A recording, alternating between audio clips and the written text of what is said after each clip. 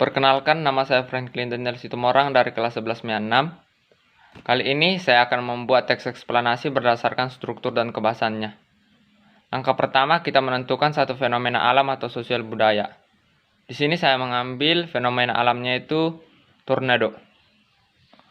Setelah itu kita membuat daftar topik-topiknya. Topik-topik yang saya ambil itu pertama ada pengertian tornado, wilayah terjadinya tornado, jenis-jenis tornado, proses terjadinya tornado, dampak terjadinya tornado, tindakan persiapan menghadapi tornado, dan ketujuh itu tindakan saat terjadinya tornado. Lalu kita buat rangkaian kerangka teksnya, kita buat berdasarkan struktur.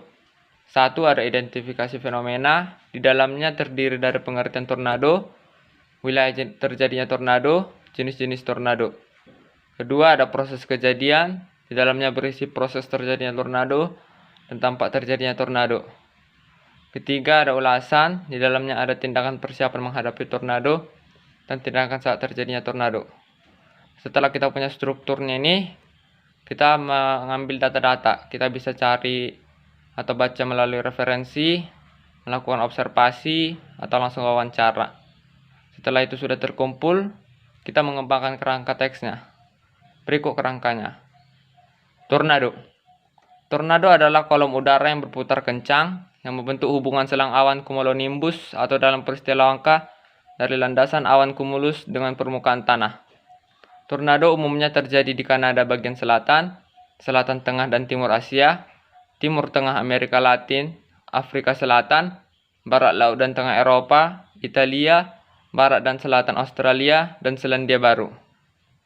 Berdasarkan kecepatan pusaran tornado, tornado dapat dibedakan menjadi 3 jenis, yaitu tornado lemah, tornado kuat, dan tornado sangat kuat. Tornado lemah memiliki kecepatan pusaran kurang dari 110 mil per jam dan menyebabkan kematian kurang dari 5%. Tornado kuat memiliki kecepatan pusaran antara 110 sampai 205 mil per jam dan menyebabkan kematian sekitar 30%. Tornado sangat kuat memiliki kecepatan pusaran lebih dari 205 mil per jam dan menyebabkan kematian sekitar 70%. Tornado terbentuk apabila angin yang berhembus dari arah berbeda bertemu di atas awan dan mulai memutar awan itu makin lama makin cepat. Udara panas yang naik dari permukaan bumi ikut terbawa putaran dan itulah yang mengakibatkan tornado. Tornado disebabkan oleh pola cuaca dan angin. Terjadinya tornado ini memberikan dampak pada transportasi udara, darat, dan laut. Jika terjadi tornado, maka penerbangan pesawat tidak akan terlaksana. Transportasi darat juga bisa terkena dampak tornado karena pusaran tornado akan menumbangkan pohon dan merubuhkan bangunan, sehingga perjalanan terhambat. Selain itu, tornado yang terjadi di laut akan mengganggu kapal berlayar, bahkan bisa menenggelamkan kapal tersebut. Terjadinya tornado juga memberi dampak pada kualitas sinyal di sekitar daerah terjadinya tornado, hancurnya tempat wisata, dan hancurnya lahan pertanian. Persiapan yang dapat kita lakukan sebelum terjadinya tornado adalah dengan memilih tempat tinggal di lokasi yang aman, membangun rumah yang kuat dan permanen, serta melakukan penanam pohon di sekitar kita karena tornado akan terpecah ketika muncul pada area yang memiliki banyak pohon. Saat terjadi tornado, carilah tempat berlindung secepat mungkin, namun tetap tenang.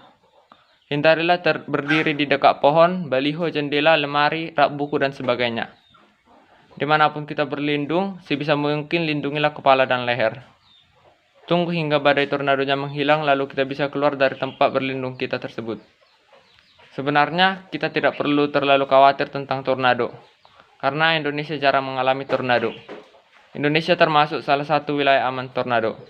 Tetapi, tetaplah waspada terhadap semua bencana yang mungkin saja terjadi. Demikian teks eksplanasi saya. Sekian dan terima kasih.